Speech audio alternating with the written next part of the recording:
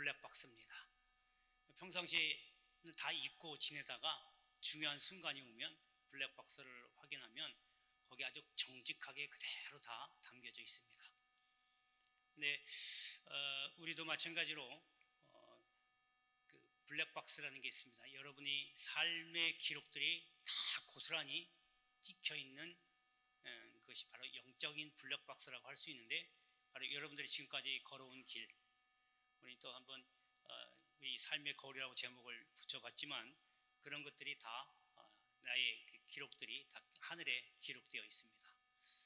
오늘 본문에는 스가랴라고 하는 선지자와 요아스 왕이 등장을 하는데, 스가랴처럼 의인의 길을 걸어와서 의인의 기록이 되어 있는 사람도 있는가 하면, 요아스 왕처럼 은혜를 배신으로 갚는 그러한 기록을 남긴 사람도 있습니다. 그러면 우리는 어떠한 그러한 영적인 블랙박스에 나의 삶을 기록해야 할지, 어떤 삶을 살아야 할지 오늘 함께 은혜를 나누겠습니다. 자, 첫 번째는 감동받는 삶을 살아야 합니다. 여러분, 요아스 왕은요, 이제 처음엔 잘 섬기다가 그만 이제 하나님을 버리고 우상을 섬깁니다. 그러니까 하나님께서 이를 내려다보고 돌아오라고 선지자들을 시켜서 말씀을 전합니다. 그런데 그냥 말씀만 안 듣고 그냥 나 안 할래요 하면 좀 다행히 그나마 좀 덜한데, 이 하나님께서 보내신 선지자들을 다 죽여버려요. 자, 그러다가 이제 스가랴라고 하는 여호야다의 대제사장의 아들을 또 보냅니다. 근데 오늘 성경 말씀에 보니까 20절에 하나님의 영이 그 다음에 감동시키매라고 되어 있습니다. 하나님의 영, 성령의 감동을 받으니까 이제 당당하게 말씀을 전합니다. 지금 앞에서는 이미 다 선지자들이 죽었어요. 하나님 말씀 전하다가. 근데 거기에 눌리지 않고 왕의 비유 맞추는 것도 아니고 두려워하지도 않고 하나님의 말씀을 당당하게 그대로 전합니다. 어찌하여 하나님을 버렸느냐? 너희가 하나님을 버렸기에 하나님도 너희를 버렸다라고 이렇게 전합니다. 여러분, 이 말씀을 보면요, 이걸 우리가 잠깐 뒤집어 보면, 너희가 하나님을 어찌하여 버렸느냐? 우리가 먼저 하나님을 버리니까 하나님이 버린 거예요. 하나님이 우리를 버린 게 아니라 우리가 먼저 하나님을 버려서 하나님이 우리를 버린 겁니다. 이걸 뒤집어 얘기하면, 내가 먼저 하나님과 가까이 하면 하나님도 가까이 한다는 거예요. 너희가 어찌하여 말씀을 안 듣고 거역하였느냐? 그래서 하나님이 너희를 버렸다 하는 이야기는, 반대로 얘기하면 너희가 하나님 말씀에 순종하면 하나님이 너희를 가까이 한다, 그거예요. 그럼 우리 복 받는 비결이 다 나왔죠. 자, 이 말을 들으니까 당연히 이제 앞에 한 지처럼 선지자 스가랴를 죽입니다. 그 다음에 보니까 성전 뜰에서 죽였다고 얘기가 나오죠. 21절에 그를 여호와의 전뜰 안에서 돌로 쳐 죽였다라고 얘기합니다. 그래서 나중에 예수님이 이 스가랴를 보고 의인이다라고 인정을 하죠. 선포를 하는 겁니다. 그러니까 스가랴는 의인으로서의 삶을 기록한 거예요. 반면에 요아스는 악한 행동을 했던 악인의 기록을 남긴 겁니다. 여러분, 성령의 감동을 받은 사람의 삶은 이처럼 하나님이 인정하시는 삶을 살게 된다는 것을 꼭 기억하시기 바랍니다. 다음 주 성령에 임한 성령 강림 주일인데, 성령의 감동을 받으시길 바랍니다. 성령을 받고 거기에 마음에 움직여서 하나님의 뜻에 합한 그런 삶을 살게 되기를 주 이름으로 축복합니다. 자, 두 번째는 보응받는 삶입니다. 여러분, 요아스는요, 대제사장 여호야다에 의해서 왕으로 세워지게 됩니다. 이게 무슨 얘기냐면요, 요아스의 아버지가 아하시아인데 그 아하시아의 어머니, 그러니까 요아스의 입장에서는 할머니가 되는 거죠. 할머니 아달랴라고 하는 그 할머니가 자기가 왕이 되려고 아하시아가 죽으니까 전부 왕자들을 다 죽입니다. 그래 왕자들을 없애 자기가 왕이 되니까. 그렇게 그 난리가 났는데 그 와중에 대제사장 당시에 여호야다였던 대제사장의 부부가 이 요아스를 숨겨가지고 성전으로 데리고 와서 거기서 키웁니다. 그러니까 요때 나이가 1살이에요. 그러니까 아주 얼마나 깐난하게 했겠어요. 그죠? 이때 아이를 데려다가 성전에 가서 키우게 되는 거죠. 그리고 7살이 됐습니다. 그러니까 6년이 지난 거예요. 그 난이 일어나고서 6년이 지나고 7년 돼. 그러니까 7살 때에 여호야다가 아달랴를 몰아내고 요아스를 왕으로 올리게 됩니다. 그러니까 요아스는 제사장 여호야다하고 같이 이제 지내게 되는 거죠. 그러니까 여호야다가 얼마나 신앙적으로 잘 길렀겠어요. 성전에서 키웠으니. 그러니까 하나님을 제대로 섬기는 겁니다. 그래서 성전도 수리하는 거예요. 여러분 하나님의 집이잖아요.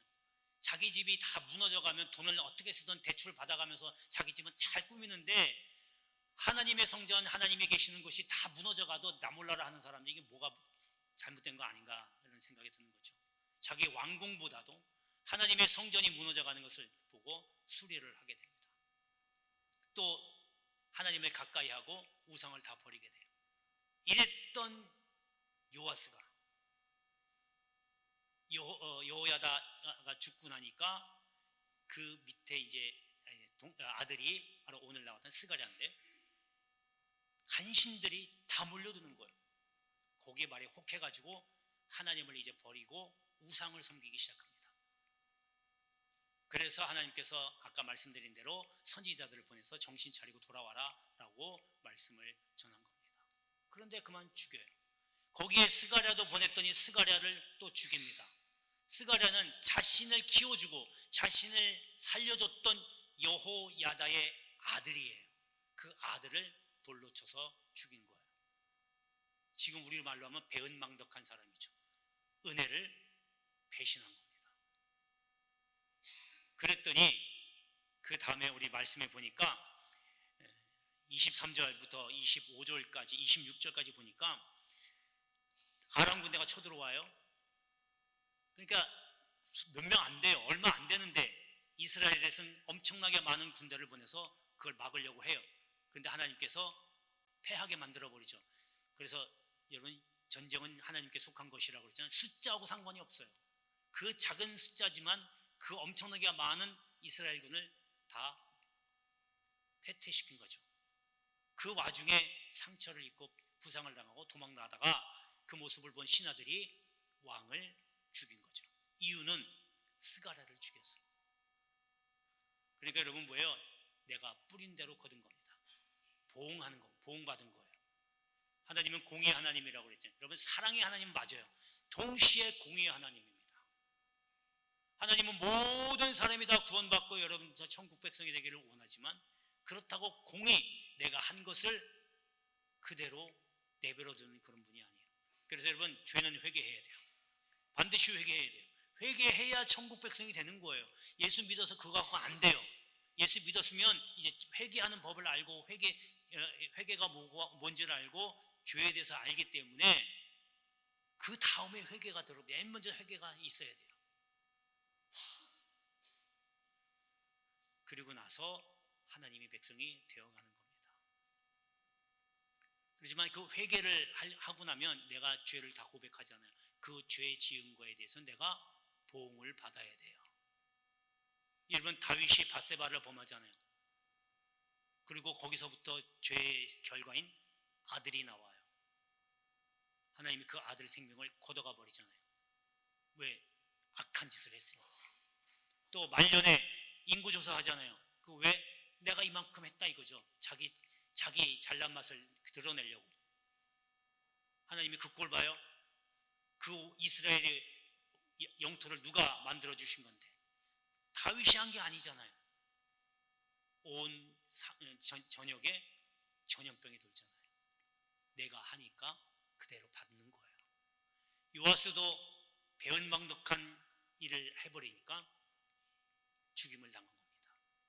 내가 뿌린 대로 거둔 겁니다. 그래서 갈라디아서도 내가 뿌린 대로 무엇으로 심든지 그대로 거둔다라고 이렇게 기록하고 있습니다.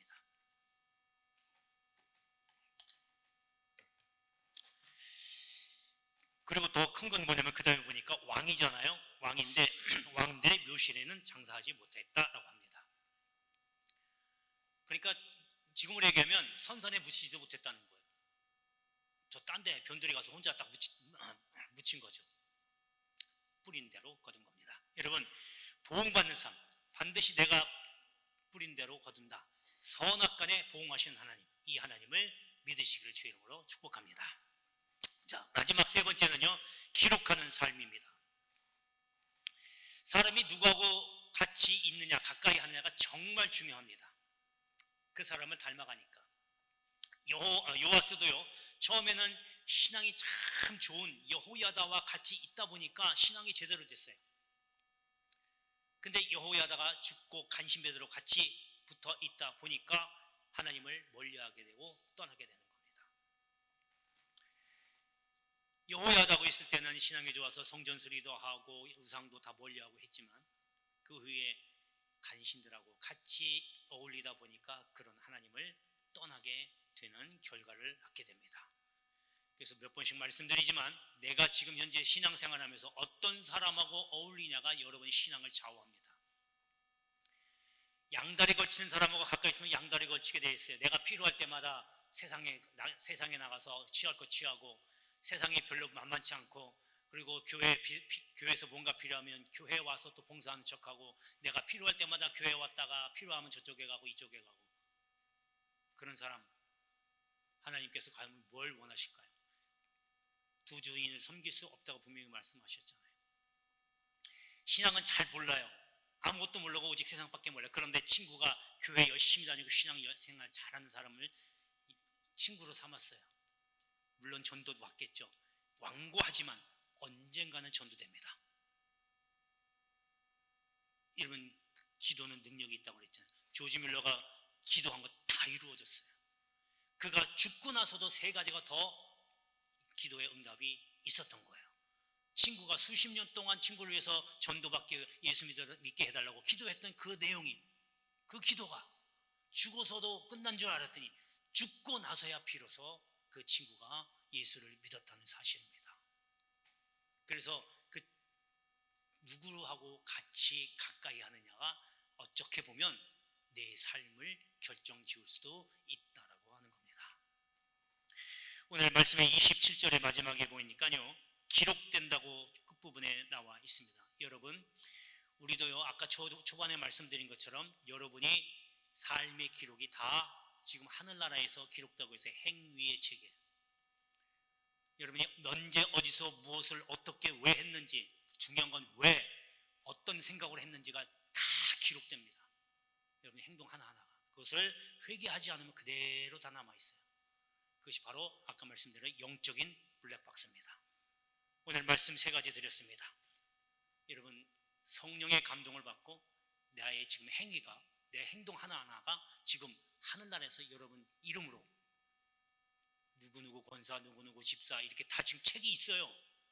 나중에 올라가 보시면 알아요. 책이 있어요. 거기에 지금 2026년 5월 17일 8시, 지금 9시 15분인데 9시 15분이 뭐하고 있었다? 예배드리고 있었는데 지금 뭔 생각하고 지금 주의 종이 말씀을 전해 뭔 생각하고 있다 지금 다 기록되고 있다니까요. 끝나고 나서 뭘 하고 있는지 어디서 뭘 하고 있는지 그 다 기록됩니다. 저는 몰라도 하나님 나중에 이제 심판 때 딱 올라서면 그거 딱 들고 너 이날 왜 이거 했어? 라고 질문하는 거예요. 여러분, 할 말이 없어요. 나 혼자 아는 것 같아요. 그때는 만천하에 다 드러납니다. 내가 혼자 꼭꼭 내 와이프도 내 남편도 몰랐던 이 내용을 그때 다 드러나는 거예요. 그러면 꼼짝 못하는 거죠. 여러분, 선악간에 보응하신 하나님, 그리고 지금 여러분 하나하나 하는 행동 하나하나 그리고 생각이 다 지금 이 시간에도 기록되고 있다는 걸 꼭 기억하시고 하나님을 기뻐해드리는 그런 삶을 살게 되기를 축복합니다.